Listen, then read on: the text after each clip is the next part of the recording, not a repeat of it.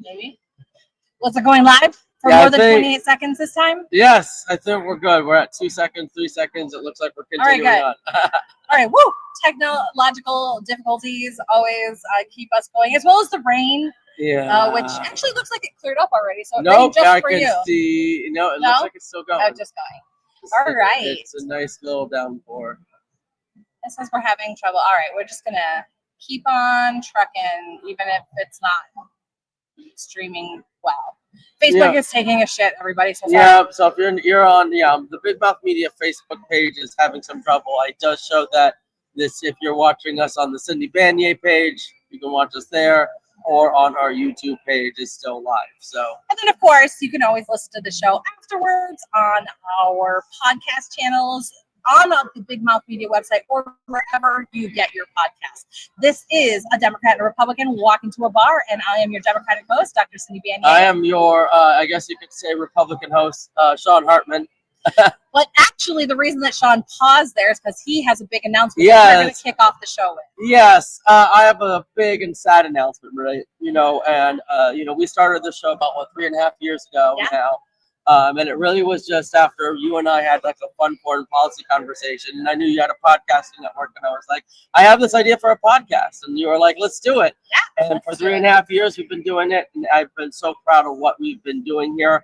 As you all know, last episode, I announced I'm running for city council. Running for municipal races here in the state of Florida are nonpartisan, and the rules are very clear that you can't run under a party affiliation. You can't really even mention your party. And it's kind of hard for me to hide my party when I'm co-hosting a podcast called A Democrat and Republican Walk into a Bar. And my interlocutor over here is a very well-known Democrat. So I am the opposition. I'm just like, I'm the opposition candidate. I'm still here. Y'all ain't gonna get fucking rid of me. You have become a source of entertainment for a lot of Republicans.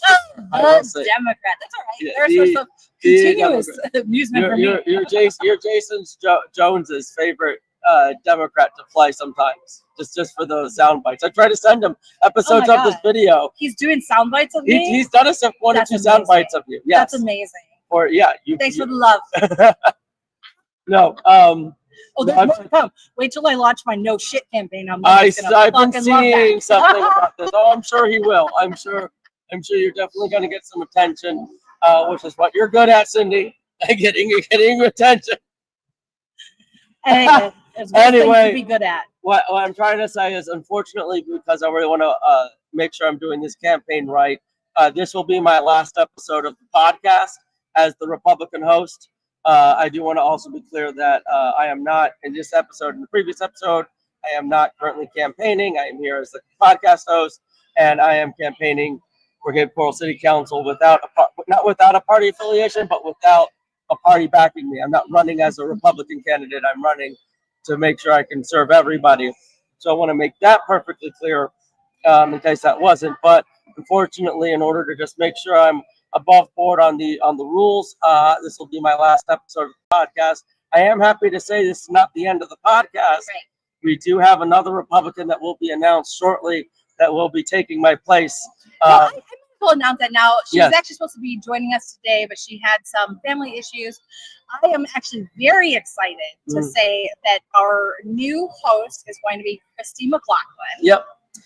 She is somebody who I ran against. She was one of the Republican primary opponents in 2019 for congressional district, or 2020 for congressional district. You both have the distinction of running against Byron Donalds in that race. That's true. Yes, it's a very interesting dynamic. So, and Christy had been my student. She was actually, by the way, my favorite student. Literally, like my favorite student. And she was always the reason. I'm like, look, you guys, I'm so bad at indoctrination. I had a student run against me as a Republican. Like, I am the worst. And she was a conservative. Democrat. She tried to run really to the right of Byron Donalds in that race. She was, she's Catholic. She went to Ave Maria to get her law degree. But she was literally like my favorite student. I showed an extra credit video that she made for years. It was like so perfect. It was amazing. She did this whole video. Did I ever tell you about it? No, tell me. On human trafficking. Oh, okay. Using fruits and vegetables. Oh. It was a beautiful dramatic interpretation of human trafficking using, I think the person being trafficked was a peach, and then there were some carrots involved, and it was like, honestly, it was the weirdest episode of VeggieTales ever, for sure. But like, so. But yeah, no, very. No, I mean, I Christy know and that. I have a long history together. I think she was my student. And She was like my first year. So I think that would have been like the year after my son was born, so 2013, 2014. Yeah. Wow. More than 10 years she was my student. So anyway, I expect that having Christy co-host this is going to bring a whole new level of fun. Oh yeah, and, I'm excited to see it. Relation to this. And we're also, because she's based in Naples, so we're looking at potentially even changing locations to South Lee County, maybe Bonita Springs or something like that. But anyway, more to come. This is not the end of a Democrat and Republican walking to a bar. But it's just unfortunately the end of me. I'm out. I'm out. Bye. Now, so the Republicans could stop bitching at me for doing this podcast.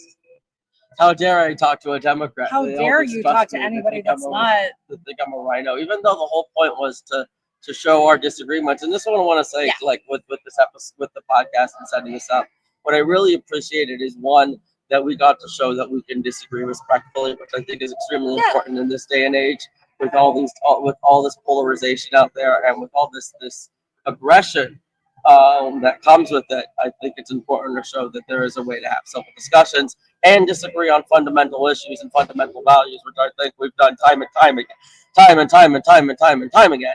There's also areas where we've agreed, or at least somewhat agreed, particularly on the issues of limited government, which is one of the few times anytime I would criticize Trump or DeSantis or anything, it's always based on my belief that there is a level of government overreach. And I will always criticize anyone, regardless of their party, if they're exceeding the powers of the government, abusing their powers in government, or exceeding to what is something I'm really comfortable with. I'm a limited government type of guy. So it was great having these conversations. And what I really, really appreciated is how many Democrats came up to me and were like, "Oh, I love you on the show.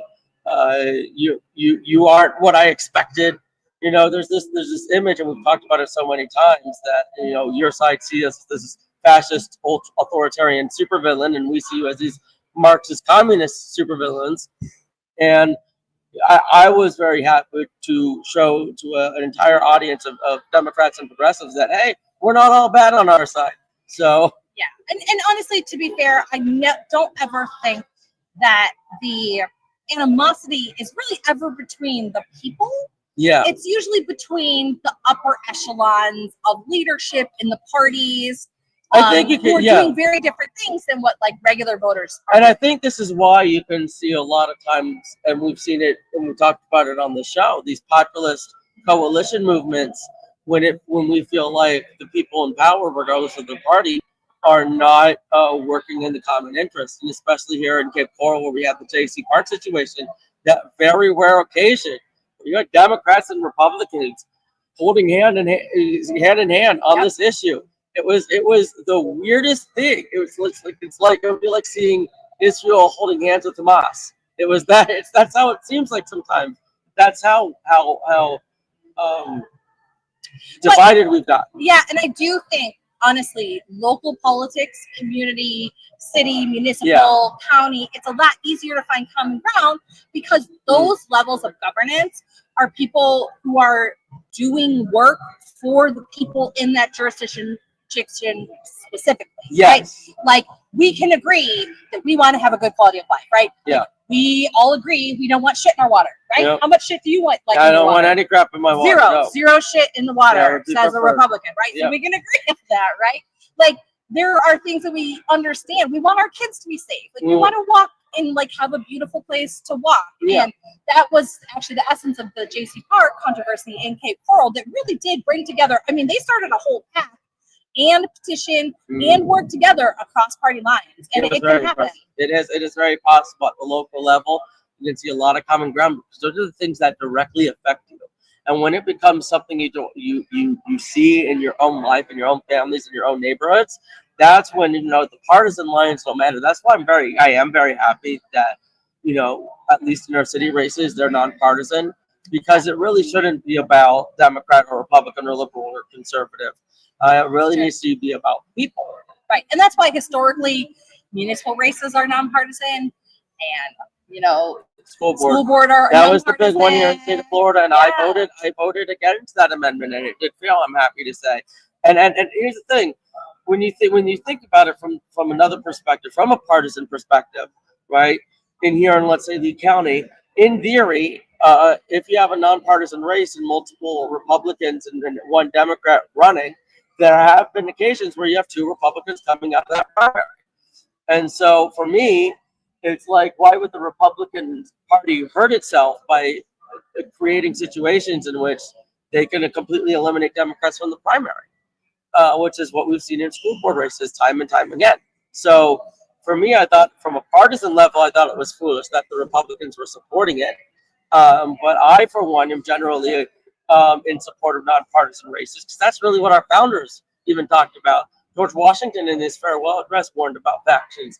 In the Federalist Papers, they warned about these type of factions and the level of division it is. And the fact of the matter is, in both the Republican and Democratic parties, no one even agrees within the parties themselves. Right. And as I have described to several folks who've been talking about running for office recently, is the work that you do at the municipal, at the school board level, even at the county level, is like real minutia of governance. Oh right? my God. It's like budget and what money's going to be Not even here. that. So like with city council, zoning, like, it who has goes, 90% what, of that is so- zoning.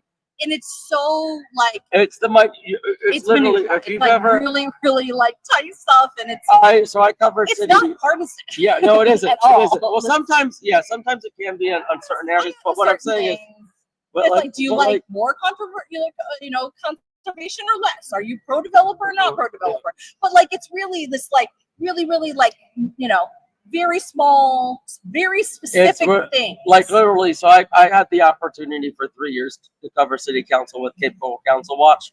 And when I was doing that, what you learn is like 90% of the agenda of a 3-hour meeting is like approving this easement so this road will be, goes to the city.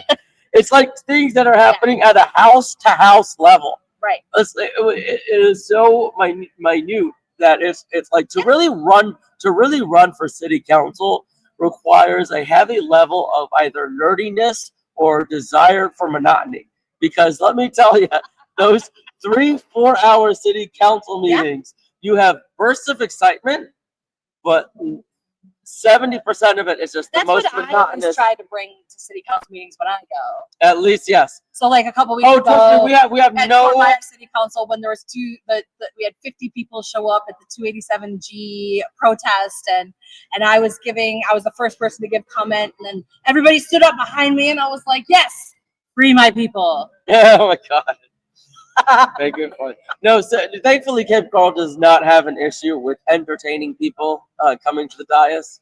You've also like arrested. We have quite literally, much like our wonderful school board, have arrested our citizens. Those citizens have been sued and have won money from the taxpayers because of the decision of city council to arrest them. And I have heard that individual is going to be either running or using that money to support city council candidates. But I heard he was possibly going to be running, which would be fun.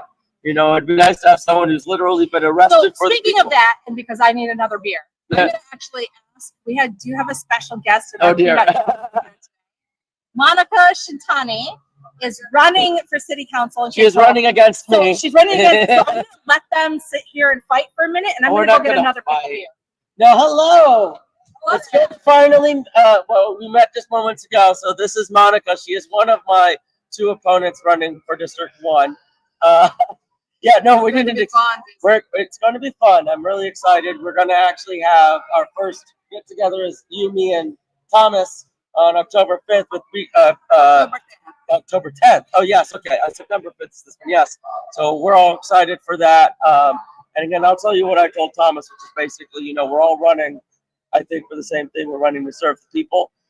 And yes. we're running. I'm intending to not really go after individuals. I'm running on the issues and running a clean campaign. I feel like you're the same way, but I'm a really, I'm very excited to, have a good debate and a good race on these issues.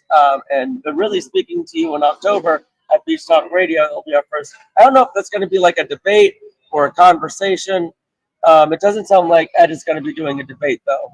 It sounds like a candidate forum Yeah. when everybody gets the opportunity to ask questions and they That's can what I'm direct gonna- to one or to all of us and be I'm able to yeah. answer. I'm hoping there's some audience questions. I don't know how he's going to do it, but I don't know if you're going to the September 5th show when they debut with Mayor Gunther, but I'm going to be there. I got a cool. table, so I'm gonna speak to him and see what he's doing. I'm really excited to see they've been doing Beach Talk Radio for quite a bit, so gonna be very. I think looking forward to speaking with you on that. Well, one thing I like about the particular group is the fact that they are very community oriented. Yep.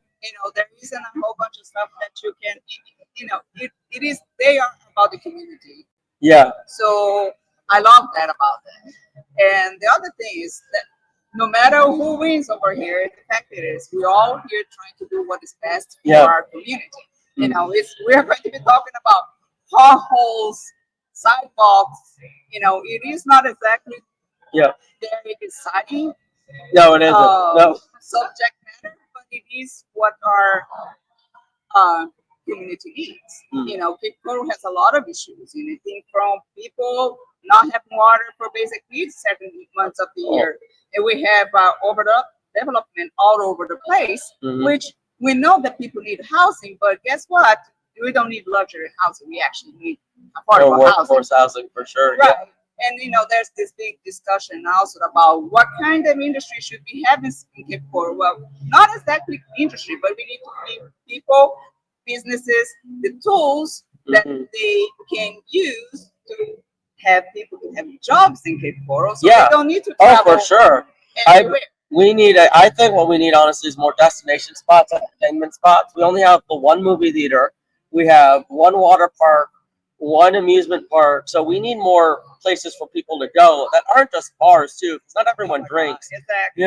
So I want to definitely, and I'm sure you'll agree with me on this, look for more destinations like a Dave and Buster's, for example, or like different like places where people can do things at.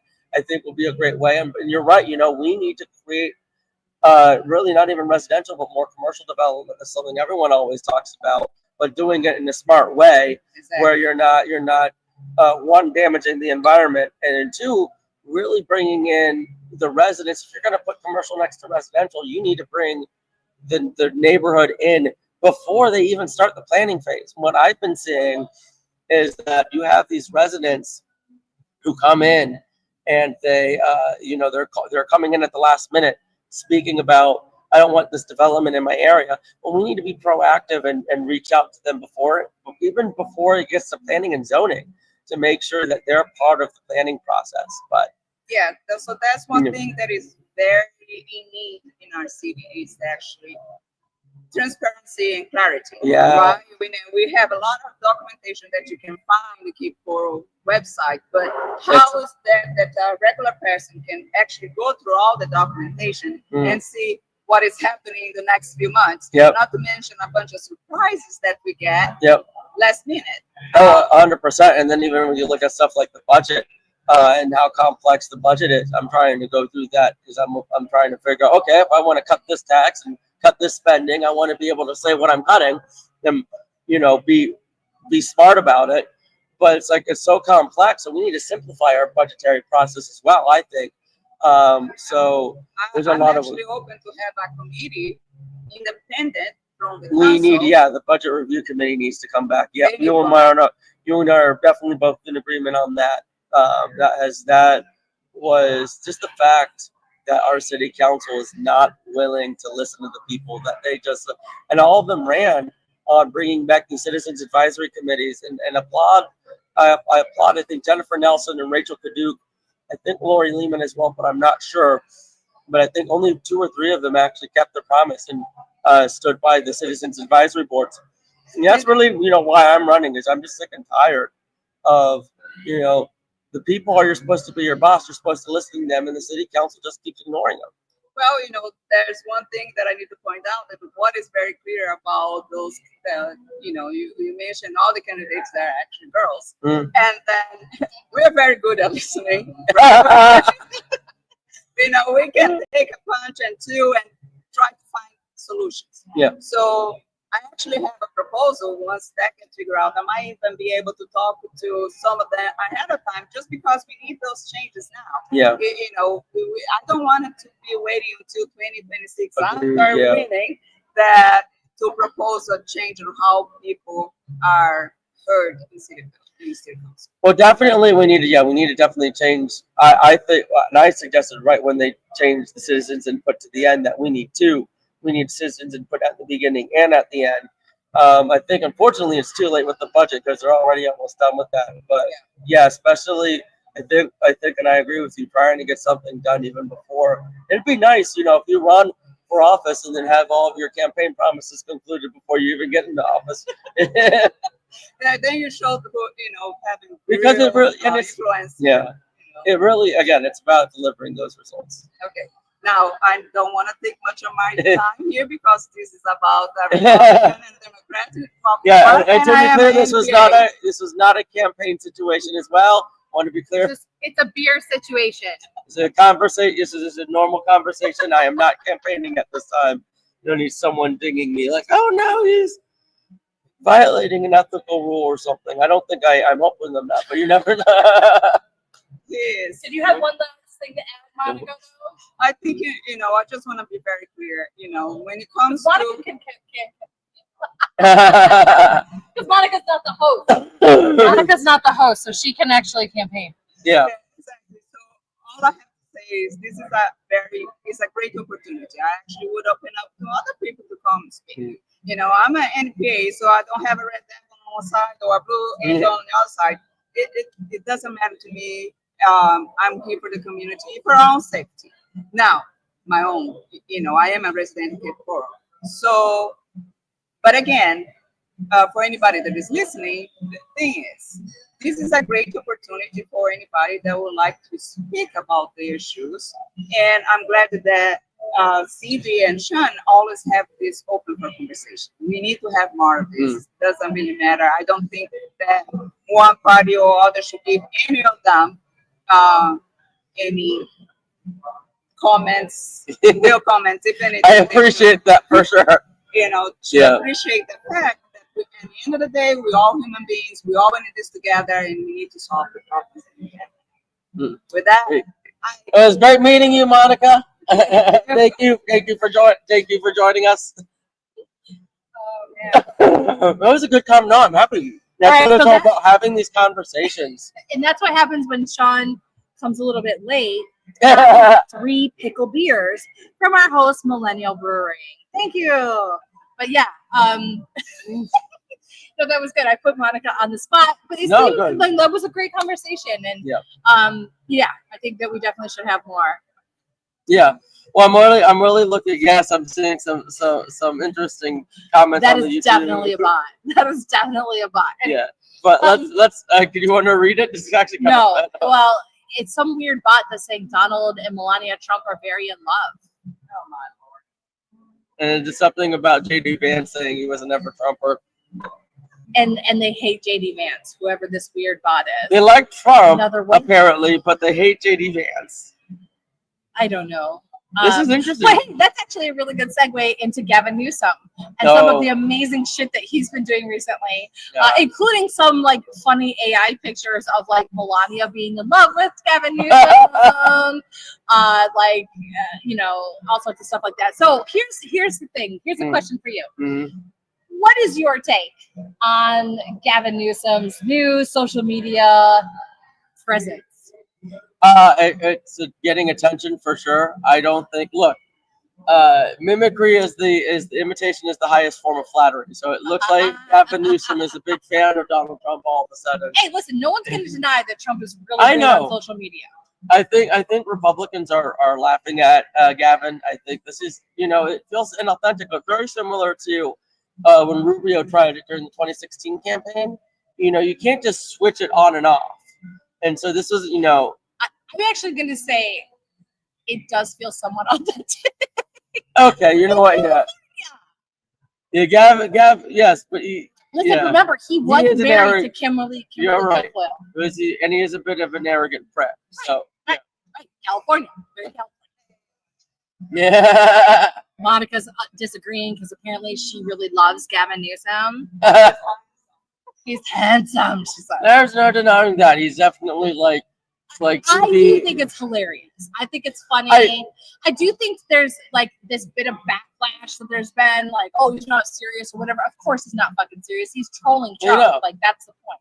That's the whole. Yeah, but I mean, I haven't really heard Trump even make me mention it once or twice. But I don't think it's like okay. It's just him. It's no different than any other Twitter troll, in my opinion. It is funny. It is entertaining. But it, Let me say from a Democratic perspective, Democrats usually are wallflowers, mhm. and they don't say it's a shit, shame. and they're like, oh, we have to be like nice and above the board on everything. And so I think that Gavin Newsom stepping into this kind of troll role and doing these things that are ostentatious in the same way that Trump is very much different than what we had seen before. It is. That's basically been the biggest complaint is, the Democrats don't seem like they're fighting. And I think except for me. Yeah. Well, I think the other, you're one of the few. I mean, the Republicans know, like, you are the progressive fighter, and even like Troy Radel said it multiple times on his show that the reason he likes talking to you is like you're not someone who backs down, like other Democrats. They'll be like, oh well, and try to like moderate their mealy mouth bullshit. Yeah, nobody likes that. No, you stand true to your principles, which is worthy of respect. I mean, we can disagree. Yeah, but I'm going to say what I'm going to say. I know, and that's what makes your soundbite so great. That's right. So, I'm the soundbite queen. But yeah, so yes. And now apparently I have to listen to Big Mama Radio for my own fucking soundbites. Yeah. I mean, literally, like, I think that's the greatest shit. And here's the thing, because I really am like, and this is I think is the difference between any political person who is stepping into their role because they give a shit. Yeah. Like, there is a difference between people who are like, oh, I just want to climb to the next level, or I got all this money, I might as well fucking do it. Yeah. Like, there is a difference between those people and the people who are like, no, this is what I believe in, and so I'm going to run for office. I am definitely in that lane, and I will back it up as I always have, and I think that's important. I think that's what we need. That's what our system is supposed to be about. Exactly, and I've said this from the beginning of our series, right? I like it when we have to put up a fight. I like it when there's some challenges to our candidates, because it in theory is supposed to make us better. And one of the things I was so happy that he did in your first race is when Byron actually debated you. When most Republicans won't debate anyone if they're not a Republican, all right, and it's annoying and it's cowardly to me, but because we have this 2-1 victory point at this time, they don't feel the need to do so. Well, right. I mean, a lot of the candidates in this region, they don't even show up. They don't come out in public. They don't do public speeches. I don't remember the last political time consultants actually tell them not to because they're so shit when they're in front of people.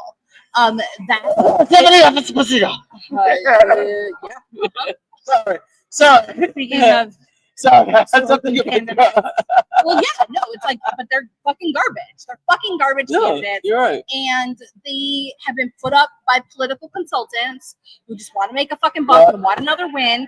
And there's one in particular, TM are his initials, and that political consultant makes a lot of fucking money off of putting these stuffed suits out. I'm actually running against. Well, I actually heard that now potentially my opponent is no longer. Really? I don't know. Dennis Benditeri? I don't know. That would be interesting. Potentially, I know that her father may have it. I don't know. I can see Armor. I think would probably try to distance himself. I think that Jenna less so. We'll see. But I think the armor's It gotten a doesn't lot- matter because she's so fucking ham-handed. I just fucking crush her She put out this article, by the way, in about foreign influence, and basically saying that her bill HB 1205 was like to combat foreign influence. Like there was this huge fucking problem with citizen ballot initiatives in foreign influence, which, by the way, there's fucking not. Well, All no, of her examples, by the way, where there was one Chinese American dude who was running, and that guy had a Chinese person donate to him, and that's fucking foreign influence. By the way, never mind the fact that she just posted about the Israel coalition, which I fucking dumped her Genocide Jenna for that. And then she actually, and never mind the fucking Russian influence, which I've also done fantastic theories on, if I do say so myself. About the copious amount of Russian influence. So if you're really fucking talking about foreign influence, it certainly isn't coming through the fucking ballot initiatives. Because, by the way, every red-blooded American wants to fucking smoke weed without state intervention. I'm just saying. The right Americans for sure. I have been very openly pro cannabis in certain episodes before. But no, look, I agree. She did try to say that the cannabis initiative was infiltrated by foreign influence. Well, and that's why she had to have Bill HB I don't think- 1205. And then she went to the fucking Israel coalition and took a picture with Rick So Scott. there was. And then I dubbed her with a fucking Gaza famine baby just so that we actually know what the fuck she's standing for. So if she's talking about like international foreign influence, no, obviously not. But if we're talking about like, I mean, what kind of foreign influence is fucking internet? possibly out of state, but I wouldn't call that foreign interest either. I agree with you. She put out 2 op-eds, one of which I know she paid for because Florida politics is pay for play. Yeah. It was the same fucking op-ed, which is lazy as fuck, by the way. Lazy as fuck to write the same op-ed in Florida politics and news press. But both of them were the same fucking thing, saying that, oh, we got to stop foreign influence. And I'm like, hey, what about the Russians? What about Israel? Are they not foreign influence? Oh, no, just this imaginary fucking foreign influence from one Chinese guy who ran not even in our fucking region. And then the fact that you don't like the cannabis fucking a bill, like, get the fuck out of here. Yeah, well, actually, so the cannabis bill did have undue influence. It had the influence from Hope Scholarship, or from the Hope Scholarship, the Hope Foundation. That's right. So Right? $10 million that Ron DeSantis moved That was from Medicaid yep. into a pact to oppose cannabis legalization in the state of Florida. Yep. That's right. Which It wasn't foreign, it was domestic, and it was fucking horseshit corruption. Not only domestic, it was government. It was the government trying to influence your vote. It was state-sanctioned propaganda. It was And I do state-sanctioned have a propaganda. problem with government-sanctioned propaganda. I just do. There's one of the reasons I get a little bit frustrated sometimes with the Cape clips that they put out with the city government, and the fact that you can't even comment on them, which is entirely different. Yeah, Ooh. but with the Cape There's clip, a lot of places like that in Southwest Florida. mhm, The Lee County Sheriff is one of them. that doesn't surprise me either. I'm always I think we always have to be distrustful of government propaganda. All right, so I don't appreciate that at all, and the government really shouldn't be telling me how to vote. All right, at the end of the day, it's our decision on what we want, and there's a lot of fair arguments. All right, on why not to. I don't say good arguments because I disagree with them and do think there are some of them that are kind of dumb. But there are fair arguments, and I understand the other side's concern about having their neighborhood smell like weed, even though it would have been illegal to smoke And they outside already anyway. smell like shit because of Republican rule. So So anyway, look, I get it. I get the green algae, what have you. Yeah. He's just like, yep, that's the news bullshit again. And one of the things we actually have a lot of agreement on is on environmental conservation. true. It turns out, you saw it earlier when Sean said that he liked 0% of his water to be shit. Yeah. Right? Yep. I've been thinking about this Very too. bipartisan issue, no shit Yeah. in the water. That is surprising, yeah, especially when it comes to these algae and you live near the river. Most of our people in our community live near the river or the water, and that algae is a stinker. It's not. And that's the same with me. I live right off of there, right next to the Midpoint Bridge. If we get blue green algae, I'm gonna smell it. All right. So let's see. We talked about You did want to talk a little bit about the Vibrio, the people dying. There's 2 people who died in Louisiana from consuming raw shellfish, raw oyster. Did I want to talk about this? Okay. I mean, I did. Okay, I guess you did. Well, Yes, I mean, listen, it's just more shit in the water. Okay, so we don't have to talk about it. So, okay. All right. So, but again, you're right. Yeah, you know that. Alligator Alcatraz is closing because of environmental regulation violation and being an abomination against God. What do you think about that? I agree with your first point, not your second. No, I think this is the one thing I extra strongly against. My opposition on Alligator Alcatraz was purely environmental. I did like the name. I'm okay with the branding. It got us some money for the party. And I do think, we need a place. Unlike the deportation depot, Home Depot, but which is interesting because that was run by a conservative CEO, but he died recently. So. But they're like, hey, that's gonna negatively affect our brand. Can you guys fuck off, please? Well, also possibly because of how many, workers that. Oh, the fact that they're like the main place for illegal immigration and work violations. Thank you. Oh, maybe. Yes, I don't know. that's where all the. They're probably not too happy with all the ICE raids that are happening at their.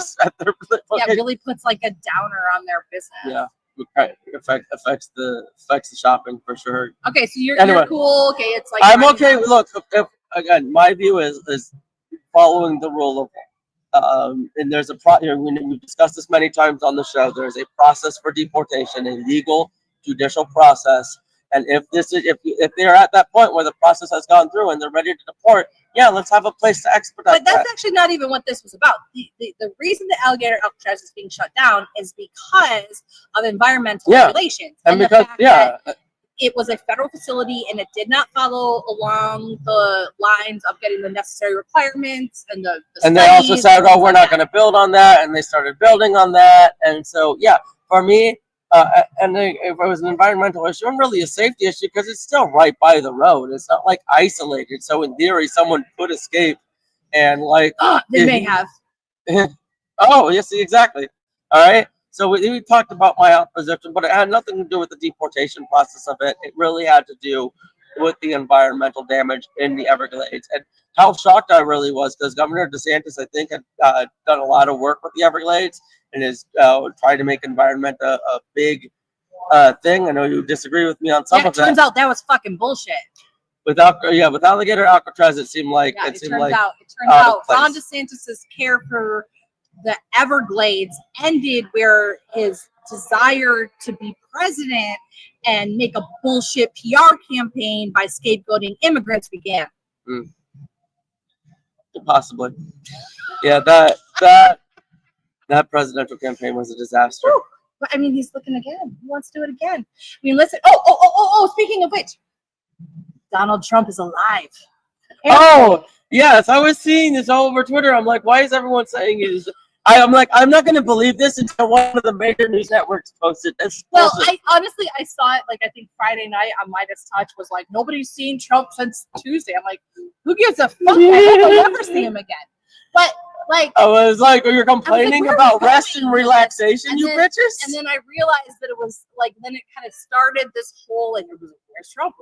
Nobody's seen him. And it has to do with, the hand thing, which honestly just looks like he's getting some kind of, IV treatment. So who the fuck knows? If he's getting, B vitamins or if he's You're going to start seeing that there's Trump body doubles, the conspiracies. Anyway, that's it. I got to get going soon. So this has been a Democrat and a Republican walking to a bar. Sean does not want to talk about the fact that Donald Trump is actually dead. Yeah, let me just say that. That's why he's ending the show. Yeah, we need to go. Sean needs to go. You've said too much. He's got to keep it close. And because we know that those photos that came out, they were from June. They were not new photos. Mm-mm. Trump is actually dead, you guys. I can't say anything more. All right, sorry. Listen, I had 3. I just want to say, in all sincerity, I thank you guys for a wonderful 3.5 years of watching the show. I am sad to be going, but I am excited to see what you and Christy do. I think that's going to be a great dynamic.